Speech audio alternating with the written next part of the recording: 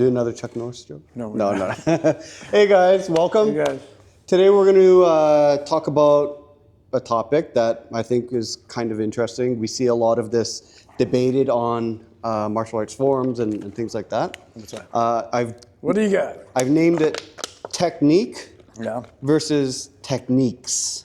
Technique for what? The first one being the way you do something, the quality of the technique, the quality of speed, power, the attributes you got in there. Yeah. So basically quality over quantity. Okay. And then techniques being, having a large toolbox of things to do, right? Man. Yeah. If you know 50 different types of punches, you got 25 different kicks and things like that, right? Yeah. So that's the topic I want to talk about. Okay. So what is your perspective on the split? Like, is one approach more effective, long-lasting? Can they be combined in some way? I think if you're looking to be practical, the less technique you have, the better, but not too simple. Like boxing's only got 5 core punches. Chinese only got 5 core punches, right? I said this a lot, and I'm going to go over it again with the marbles analogy. Yeah. Basically, you have 3 different marbles. The first one is a small marble with 1 color. The second guy has 100 different marbles, each one with different color. And the third guy got an extra small marble, but with 1,000 colors. You want to be the third guy. Mm-hmm. So the first guy, 1 marble, 1 color, that's the guy that does one style, keeping it simple. Everything else he doesn't look at. Mm-hmm. Very traditional. But it's very limited, right? 1 marble, 1 color. Mm-hmm. Second guy's jack of all trade, master of none. He's always collecting new tricks, always on the internet arguing about what style is the best. Mm-hmm. He knows 500 techniques, but he probably doesn't do it that well, right? Mm-hmm. Third guy, you want to integrate stuff, where you only have a few things, but those few things contain more stuff than the guy with more colors, right? Example of guys like that would be the founders, the best of the best, right? Because they're cross-training with their peers. That, and also they're cross-referencing when they're learning. Mm-hmm. So let's say if you're throwing a jab, right? But you're throwing a jab, but you can only that's one technique. But or a straight punch. You're throwing a straight punch, that's one technique. You start collecting all these different punches. Versus if you throw a straight punch, you can do it with shocking, flicking, right? You can do it with like an earth mud type of feeling. You can do it with penetration. Mm-hmm. You can do it with short power. You can do it with medium power. You can do it with long power. Well, now you got all this thing integrated, right? And that's just power, but you also got bone density. You got accuracy. You got speed that people can't stop. Most people can't stop. Once you integrate all that stuff into one single punch, I'd rather be that guy than a guy with 20 different punches with average speed, average power, average accuracy.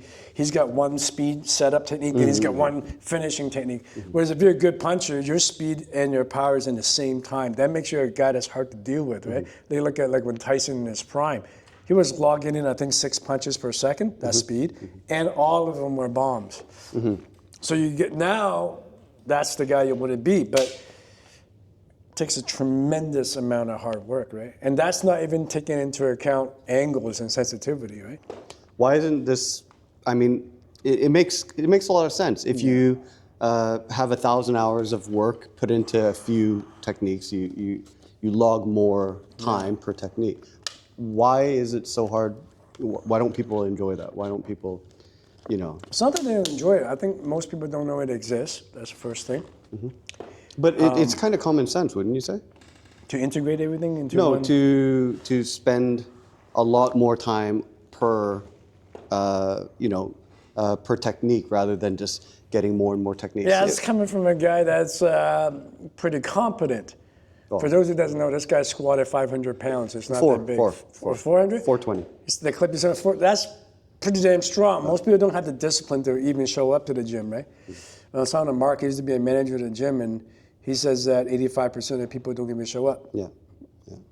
So, and even the guys that show up, how many guys are consistent and are hitting their numbers and recording it, tracking their progress, and have the discipline to work harder and harder and harder to achieve what you did with a simple thing like a squat. Mm-hmm. It's not so simple, is it, right? Mm-hmm. So punching is the same. I mean, you get guys are I mean, shit, they come in, you teach them something, and they go, what's next? Yeah. I said, you only been doing it for a couple of weeks. What do you mean, what's next? Because I already know this technique. You can learn any technique, any system in 10 minutes, but do you have speed? Do you have power? Do you have accuracy? Do you have an interference system? If you throw it at the guy and something gets in your way, do you know what to do against that? Do you have alternative speed that you can alternate and chase? Do you have a fast reflex to go with it? Like what kind of speed? Mental speed, perceptional speed, sensitivity with touch, sensitivity without touch, judgment of distance, variation of angles. And that's just one technique, right? So if you want to study that, it takes a lot of work, and it only feels like work to somebody that doesn't love it. So bottom line is, how good do you want to get? Right? But if you just want to have fun, there's nothing wrong with that. Then yeah, go ahead, learn 100, 200, 300 techniques, and that people, they get off on that. That's great. But if somebody might come in and go, no, I'm not here to just have fun. For me, fun is to get really good at something, and I want to get really good at this. And you're like, okay, that was a different. Now we're talking about something different, right? So different students, different teachers demand different training programs. It's never about the system, it's about the training program. Founder of each one said that. Wang Hingzai. Wang Hingzai said the most important thing in martial art is the training method, not what you're training. Because in every system, you got guys that are really good, you got guys that are not good. So it's not the system. It's the work ethic, and more importantly, the coaching, the training method, right? That's why top level coaches charge so much. They deserve it. They make champions after champions after champions, right? Yeah, same system. Yeah. So if you're doing something, if you go into a system with a lot of techniques and stuff, is it just superficial knowledge? I wouldn't say that. It's just accumulation of generation, right? So each generation got their favorite stuff, and then they want to log it into the system in the archives. It's basically like you in university, you go to write your own thesis, you go to the library, there are just thousands and thousands of people that are dead, that left their life work on the bookshelf. That doesn't mean it's bad, they just want to contribute to the library. But when you're writing your paper, you can't go reading every single... Yeah, you don't, depending on what you're writing your thesis on, you go to the library and you get certain books, right? You pull from what you're doing at the moment, but you can't possibly read everything in the gigantic library. So martial arts is the same. So you look at like a Choi Fat, they have so many forms, for example. Wing Chun's only got 4 forms, right? But some systems are huge because every single generation was producing great fighters and each one contributed to the library. So it doesn't mean that system's bad, I don't think. You've talked about Hicks Law before, right? Yeah. Like basically, what was it? Like the more options that are available, the longer it takes for you to make a choice, right? So how do you work that into your martial art and what you do? In terms of reaction time, it's like you don't play chess, you play checkers kind of thing. It's kind of like you try your best. I mean, Sonny Ampad, rest in peace. I was reading one of his books from his student, Chris Subaru. If Chris, you're watching this. Martial artists I greatly admire. I remember there was one line in the book that jumped out, and he said, you don't read the guy, you write the guy. It's like playing chess. Your moves dictate what he's going to do next by giving him certain options, and he has no other choice but those options, right? That's a very intelligent way. If you watch Mayweather, I mean, you watch any good technician, you read 5 Rings, Miyamoto Musashi, same thing. Instead of sitting there reacting to the next shot, because action's always faster than reaction, right? So he knows if he hits you in one way, you can only react 3 different ways. Yeah. Well, it's not 100%, but obviously there's an 80% probability. The whole science behind combination punching is based on that, right? If you watch I think it's on YouTube, there's a documentary of Gus D'Amato teaching a very young Tyson combination punching, and he's like, you hit a man like this, he's going to do this. Then you. I was watching that going, man, this guy had a legend coach, Gus D'Amato, Tyson. At 15, he was learning how to play chess, right? It's kind of like, if you hit a guy like that, this is going to happen. He already knew the next 3 moves before the other guy knew what was happening. Are you talking about the rib uppercut combo? Yeah. Ed used to talk about that. You hit a guy like this is going to... So he's like, look, you're 3 moves ahead of the guy. But people don't like that. They're like, no fixed patterns. Well, go talk to a good boxing coach. Maybe you change Well, if you got mind. Tyson's power whatever happens, you put an elbow there, it's still gonna hurt like hell, right? Yeah. Yeah. So I mean, you're getting that reaction regardless. Yeah. But some reaction is involuntary. Like if you're getting choked, you got to grab the arm. Yeah. If you're drowning, you got to fight for air. If you're slipping, you got to look for the ground. Yeah. Stuff like that. I mean, eyesight stuff, turning away. Like some things are so ingrained in the human nervous system, right? So people's like, hey, it's not realistic. The guy's not fighting back. It's not the guy's not fighting back. It's that the guy's being dictated at that particular moment. And that's why I love watching. There was a guy, forgot his name. He was an Olympic fencing champion. Watching him fence was hilarious because he was going half speed beating the guy because he knew what the guy would do before he would do it because he was dictating what the guy would do. He was setting one trap after another trap instead of reacting and reading, right? Now, I'm not saying reading skills are not important because you can't write unless you can first do the first level. You can't dictate the guy's movement if you can't read it. See, everything in steps. Everything in steps. Anything that's realistic comes from something unrealistic. Foundation first. Yeah.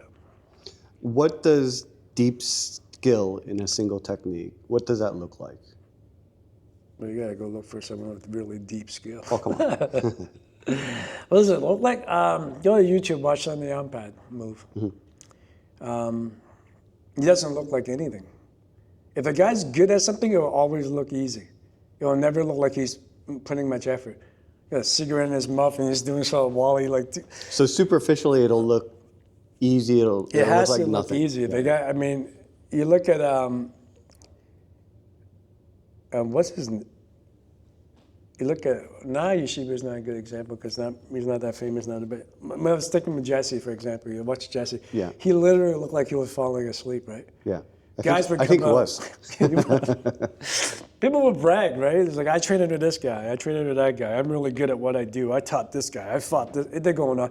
Jesse's like, touch hands, and then the guy can't do anything, and Jesse's hitting him, right? Yeah. But he literally looks like he's falling asleep. Yeah. That's you want to get so good at something, it doesn't look like anything. It doesn't look like it's flashy. You're not watching a movie, right? So. Okay. That's a sign of skill. And for the record, you want to find someone like that if you can to learn from. If the guy's trying really hard, because like you learn something, assuming you're passionate about it. It doesn't have to be martial art. It could be music, it could be languages, it could be business, anything. You ingrain something in your central nervous system, it becomes second nature, right? If you put in wrong information, good luck deleting it. It would take you double the repetition. Like Jesse one time said, it takes 50,000 repetition to ingrain something in your central nervous system. Later on, I read in neuroscience, it was more like 10,000. But who cares? Yeah. Anything after 1,000 is work, right? Yeah. Let's say you put in 1,000 for them guys mindful like me. Steps. Yeah, Mindful 50,000 repetition to get something ingrained to the point you never have to think about it again. A few years later, you find out you programmed the wrong stuff. Yeah. Holy cow, it will take you 2 to 3 times the number to get it out of your central nervous system. Developing good habits is great, but developing bad habits, it will take you double the work to delete it. Learn from people that are good. And everyone's going to tell you they're great. They're going to roll their resume. Never listen. At least, well, I shouldn't say that, but for me, when I was looking for a teacher, I never listened. Because everyone's bragging. It's like, hey, let me see you move. I won't say that, but I'll just watch quietly. The world's full of fat people being personal trainers, broke people being financial advisors, slow people teaching speed courses, sick people teaching healing qigong. The list goes on. So what you want to do is just watch. If the guy's teaching a speed course and he's moving slow, even when he's trying, then right? Or you're lifting, right? You're going to lose weight, but the guy's overweight, eating pizza and. Well, I don't want you as a personal. It's common sense, really. But most of the time, people don't look at that. They look at the story. Yeah. They look at the resume. They look at the branding. They look at the lineage. They look at the. That's great, but come on, man. How good do you want to get? You save yourself 10 years minimum if you learn from someone that is mediocre or like good. Like recently, I learned qigong about 4 years ago. I could have went to the local place to learn it. But I drove 14 hours. I didn't drive. I got a student to drive me because at that time I couldn't even function. I was so sick. 14 hours to go see Steve at Walla Walla to get taught for an hour just to get drive back for 14 hours. Or when I was training with Jesse, it was I took the bus. I was so broke at the time. I took Greyhound 4 hours just to train 2 hours, just to take the bus 4 hours back. And that saved me. People say, you're crazy. You wasted so much time. Really? I just saved 20 years. Because as a kid, I was learning from different people. Years later, I found out what I was learning was wrong, and it could get my ass kicked, right? And I just wasted 10 years because it took me a year to learn it, but it took me 10 years to delete it. It takes you 3 times the reps, and that's proven in brain science.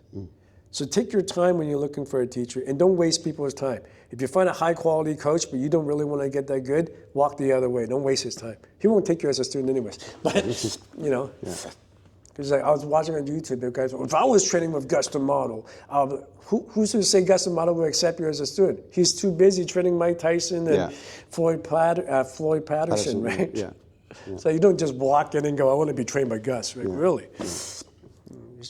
Anyways, So, I mean, could you show us, like, for example, if you're trying to get something, if you're trying to build an attribute like power. Power, everyone loves power. Where do you start from that? Like, I'll because sit the guy I mean, down, you think of the things like power, timing, sensitivity, reflexes and things like that. Coordination ranks first. Coordination, yeah. So, like, could you show us how? Sure, but before power, let me just preface, give you a prerequisite, right? Where would you rank them? Yeah.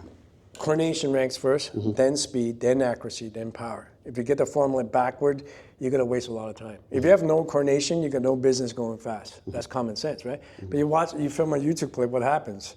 Like usually when I film with Chris or you, I go fast, and they go, you're going too fast, I can't see what you're doing. So I go slow, and they go, well, that's not realistic, we'll never work in a fight.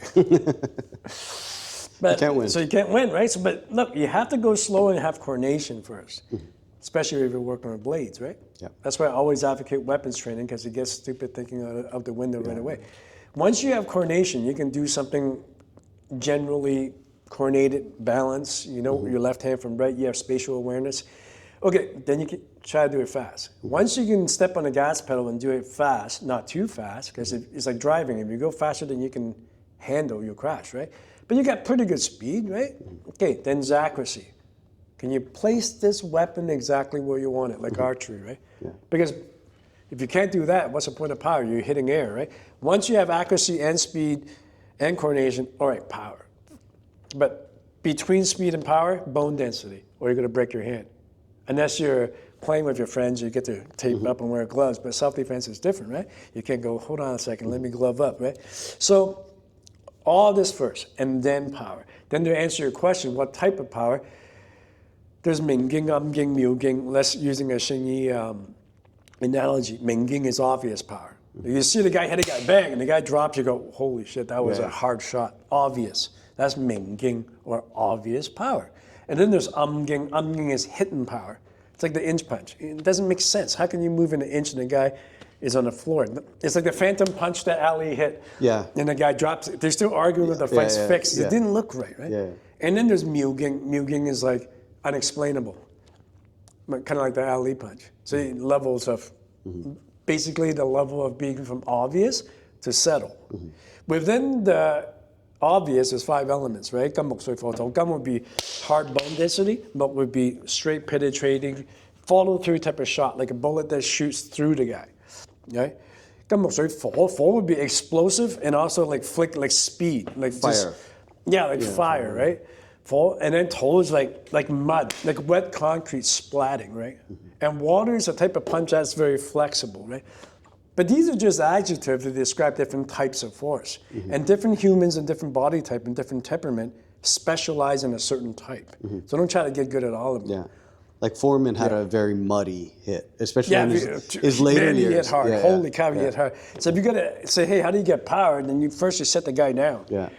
You're like, well, how much time do you have to invest in training? If the guy's like, I got 5 kids and a wife and 2 mistresses and a cook habit and 2 full-time jobs and I'm going to school. Like, people are busy nowadays, right? So I got 1 hour to train once every 2 weeks. Or you get a guy that's like, he's a teenager, doesn't have a full-time job, he's passionate about martial arts, I can put in 20 hours a week. What's the different? Again, it's not the style, it's the training program, right? So you got long power and short power, for example. In between the spectrum, there's tons of things. If the guy doesn't have a lot of time to train, I'm willing to bet that no matter how long he trains, he's never going to get that much short power because it's just difficult to get a lot of power within a few inches, right? And that's just common, what people call inch power, is just forward. In Chinese measure, it's actually up, down, left, right, diagonal, and backwards. That type of inch power is even harder, so forget that. That guy should be doing long power because even if you have no time to train with long power, you can get power within a couple of weeks. Like big swings and stuff. Big swings. Like you grab the heavy bag, you take a baseball bat, you stab it hard as you can. The same guy will always be able to swing the bat harder than he can poke it. That's just simple physics. So long power is a lot more powerful if you have no time to train. But everything is plus and minus. Sure. You start doing big movements, you open yourself up, you're being telegraphic. It's a very high risk. But it's better than nothing. Yeah. It's better than throwing a straight shot that makes people laugh and it doesn't hurt the guy. Hey, you got nothing to lose anyway. Sure. Plus the guys you're going up against is probably average. Most guys that start shit and mug people or jump people or bully people are not exactly professionals either. So you might even get away with it, right? So long power. And a lot of styles would emphasize that. But if you got a lot of time to train, then it's like, no, keep your stuff tight. Be precise. Don't waste bullets. Keep it short, keep it straight, keep it tight. If you got to angle off, put a spin on it and keep it really tight. The guy can't even stop it if you tell him you're coming in. That's how sharp your stuff should be. But that guy has a lot of time to train though, right? Yeah. So you mind if, Jay, you want to follow me in that camera? I'm just going to show you really quickly, right? So, I mean, get the pad ready. Oh, he's got the pad ready. This guy's got a lot of stuff to do in his life. And he doesn't have a lot of time to train, right? So no matter how much you train, he's not going to get a lot of power with short punches.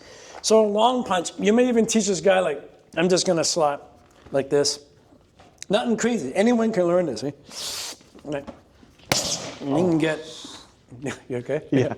Or the other side, right? Yeah, even it out. Yeah, even it out. You get a guy like this, and you hit a guy like this.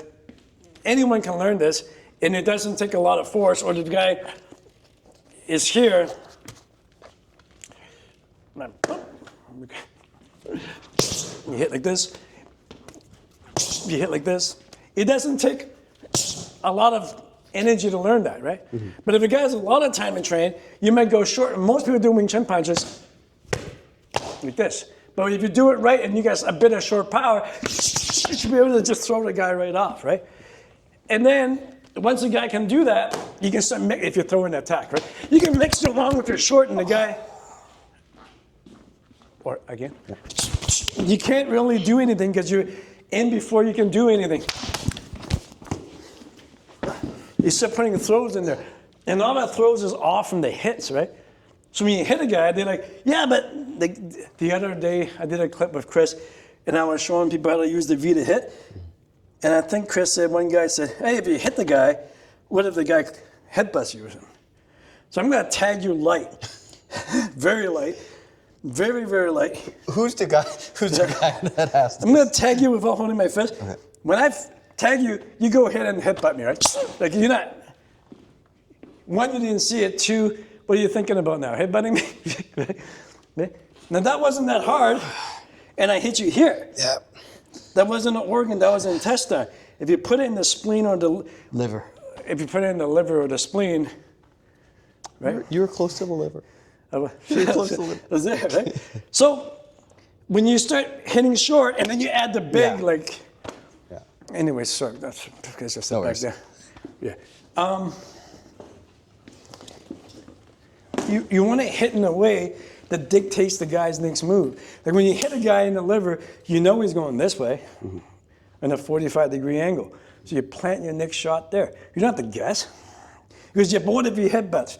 But if you hit people enough, you know, like let's say you hit 100 people. Every time they react the same, or 90% of the time, so you hit 100 livers, you know what happens, right? Yeah. This is what if. When people say what if, it tells me they haven't hit 100 livers, which is good. Don't go around hitting people. But if you have a group of training partners, you start getting used to reactions, right? So to recap, set the guy down. How much time do you have to train? Teach him the type of stuff that goes with the time frame he has. So it's not about style. Sometimes you pull from a big style, a long movement style. Sometimes you pull from a short power style. Long fist, Wing Chun, Choli Fut, Hung Gar. Western boxing would be medium frame. So yeah, all styles are good. One man's food is another man's poison, Like right? a menu. I think you've used that analogy before, like a menu. Yeah, Right. but if you train it separately, it's not that good. Gotcha. I do that when I'm teaching. Like I'll film a Wing Chun course. Over here, I'll film a long fist course. Over here, I'll film, I don't know, a Hakkai fist course. But I don't train like that because if you keep it separately, you never get that good. You integrate the stuff. Like a minute ago when I tagged you lightly in the stomach, I did the V stuff from Xing Yi. It looked like a boxing hook, and it was. But I also put the shoulder from each one in there. And there was the Wing Chun inch punch in there. So it's Wing Chun, Xing Yi plus boxing in one move, right? Anything from the feet? From any? No, I didn't want to footwork use from- my feet because Yeah. Thank you. you're welcome.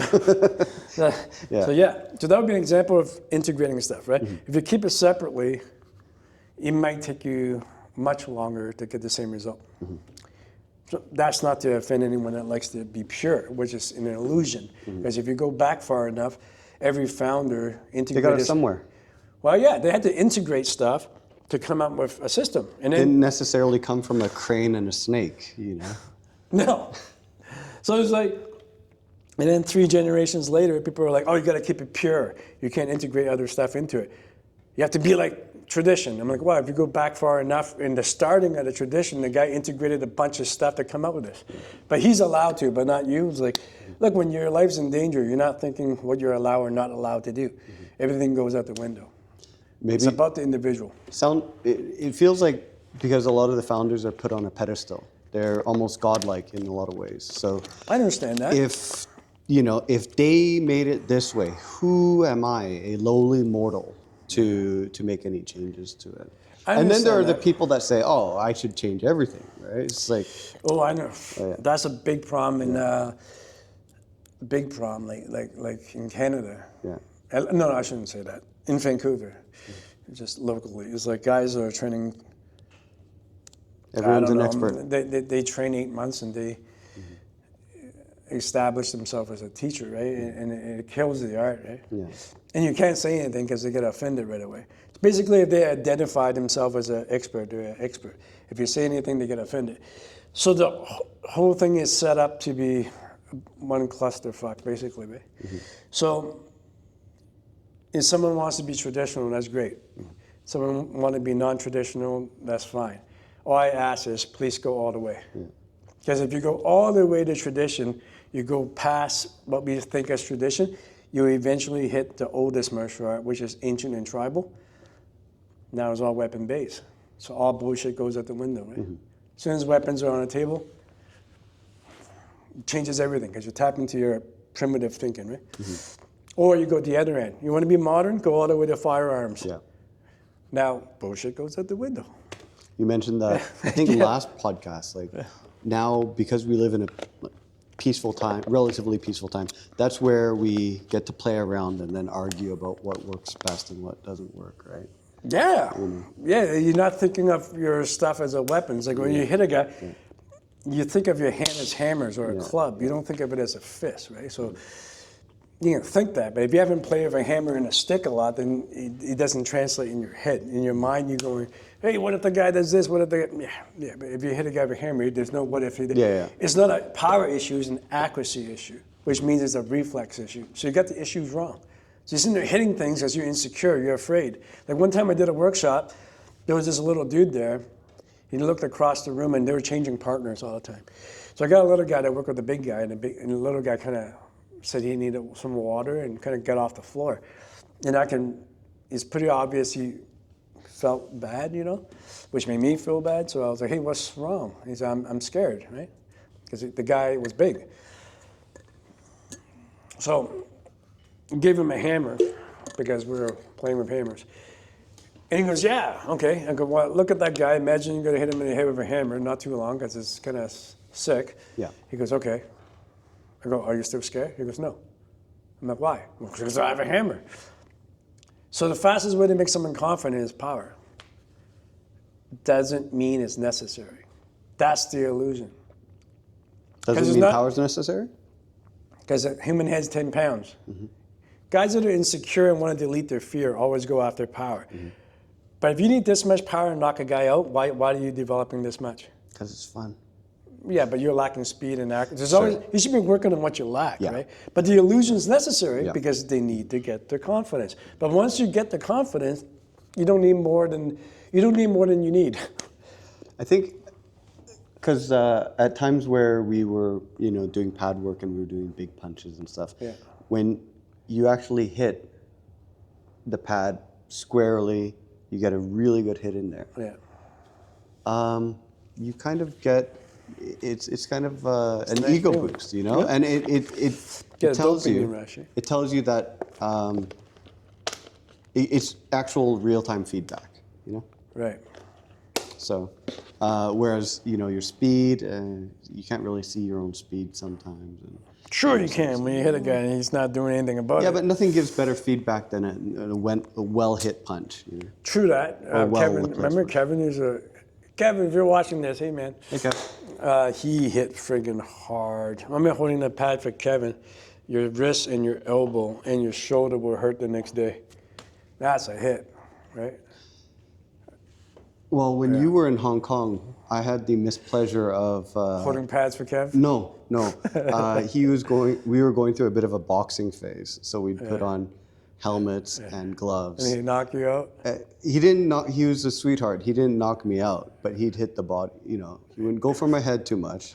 If he did, he'd tap it. But yeah, there were a lot of nights where I went home and. Yeah, Tom used to call me about that. He said, Kevin punched me right in the face today. How did it feel? Because I don't know. I was unconscious. But yeah, Kev was hitting really hard. He was picking fights with buildings at one point. Right? He used to duct tape a pad against a building instead of punching it like Masuyama. But yeah, he was hitting hard. Then he ended up getting a hairline fracture in his arm, though. That'll do it. Yeah. So but nowadays it's a little different. All right, cool. Let's wrap it up, yeah. All right. Well, thank you guys very much for watching. Thank See you you guys guys next week. All right.